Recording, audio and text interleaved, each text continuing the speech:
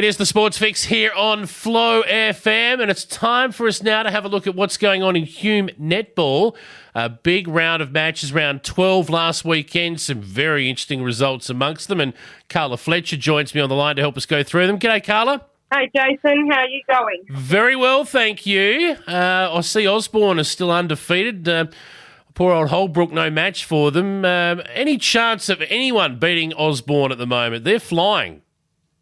Yeah, look, they're playing some beautiful netball at the moment. But, there's probably a couple of teams that could give it to Osborne on their good days, but they're going to have to play some really nice netball to, take the points off them. So the next few weeks are going to be quite interesting. I've got to stand corrected here. They've actually lost a game. They lost a game early in the season, but they're on an unbeaten run now of, I think it'd be close to 8 games. So they haven't lost in a while. Mind you, Jinder are right alongside them as well on the ladder. So either way, those two sides at the moment look like the odds-on favourites to play off at the business end of the season, right? Yeah, they do at the moment, but they're going to have to be playing their best netball every game from now on. And there's a few other teams in the top 6 there: Howlong, Billabong Crows, Colcan, and Lockhart. On any given day, any one of those teams could take a win. Certainly.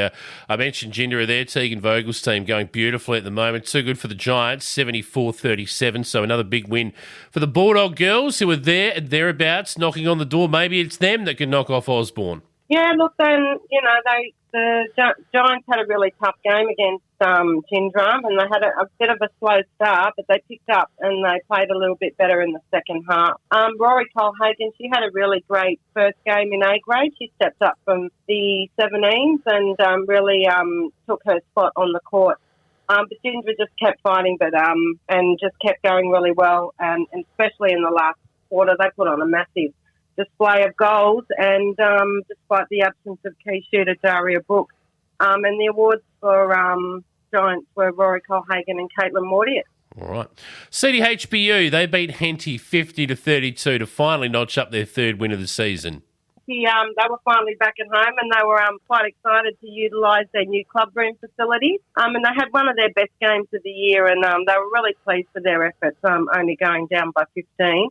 And it's really good for them all, seeing everyone working together as a team and the goals going in, which, that's the key to the game, those goals going through the goal ring. The mug winner for Henty was Rachel Turley, with Olivia Hall and Taya Andrews taking out the Coaches Awards. Oh. And for CDHBU, Maddie Stanton and Keely Mills, they had great games. Well done to them. Our next game to talk about, I reckon, is Colcan putting one foot in a final spot. They were big winners in the end against the Murray Magpies, the team that we thought would be challenging them for that 6th spot. So you just about say they're nearly there. Yeah, look, Colcan are just going from strength to strength, and at the right time of the season. They had a great 4-quarter game against the Magpies. They've got a really young and a new team, and they're in the stages of rebuilding. And best on for the Magpies were Laura Kieran and Kayleen McGlashan. And look, Colcan's ability to just move key players from one end of the court to the other is really important. Their key shooters, Andrea Wentz and Olivia Brunner, and then they've got the flexibility and the support of Rachel Hensel. They make Colcan a team to watch come finals. Yeah. I'll tell you what, we thought this would be just about match of the round, and it pretty well was. Howlong and Lockhart, and in the end, Howlong powered away. I don't think we've probably given this team the credit it deserves so far through the year for their performances. They're going beautifully, Howlong, and third on the ladder. They're there for a reason. They're 9 wins, 3 losses. Maybe they can challenge Osborne and Jinderah. Yeah, look, I think they're quiet achievers. They just plod along in the background, and they've taken some really big scalps during the season, and they've got some big games coming up. And look, it was a pretty costly loss for Lockhart, and they dropped from 3rd to 5th position on the ladder, and they've got some huge games coming up as well. Howlong, they were really keen to turn the tables after their round 1 loss, and they came out strong and looked in charge from the beginning with a solid team effort right across court with Erin Harbright feeling their efforts as goal shooter. But Lockhart, they didn't give up and they won a really tight last quarter. The best players for how long were Abby Lishke in goal defence and Samantha Way in goalkeeper.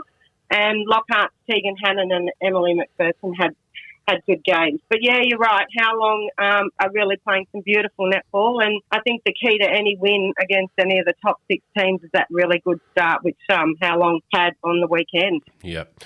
The Billabong Crows had a good start, a good middle and a good end against the Brockburham Saints. They were too good, 57-31. And the Crows need to keep on winning. They've climbed up to 4th on the ladder now. Yeah, and look, the Saints, even though they had a loss on the weekend, look, they worked hard during the game and they were only about 8 goals down and then really they just lost it in the last half.